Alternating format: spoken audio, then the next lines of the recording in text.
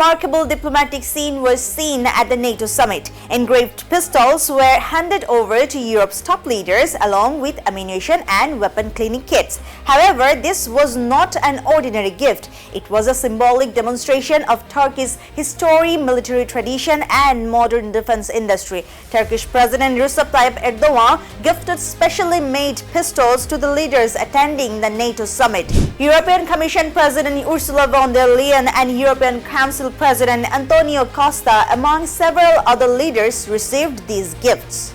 British Prime Minister Keir Starmer also received a personalized revolver engraved with his name. However, because it came with live ammunition, strict UK firearms laws prevented it from being brought into Britain. Therefore, the weapon was left in Turkey and is planned to be returned after being decommissioned.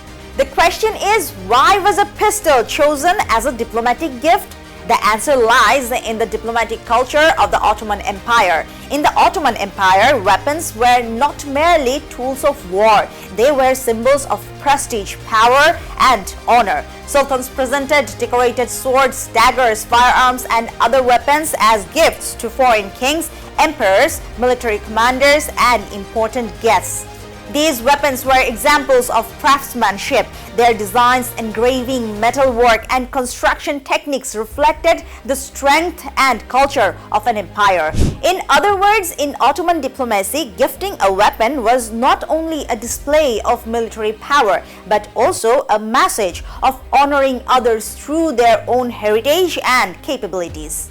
Modern Turkey is one of the world's fastest growing defense industries. Over the past 2 decades, Turkey has made significant progress in drone technology, armored vehicles, naval technology, missile systems, and small arms production. Turkish defense industry companies are showcasing their technological capabilities on the global stage, especially through the development of indigenous technologies. Turkey is attempting to reduce its dependence on foreign defense equipment.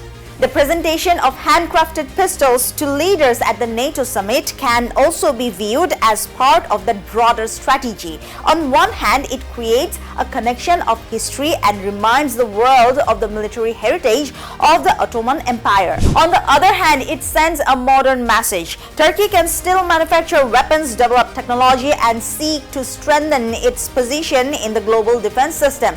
However, such gifts are rare in modern diplomacy. Most countries today usually present books, artworks, or cultural souvenirs as gifts.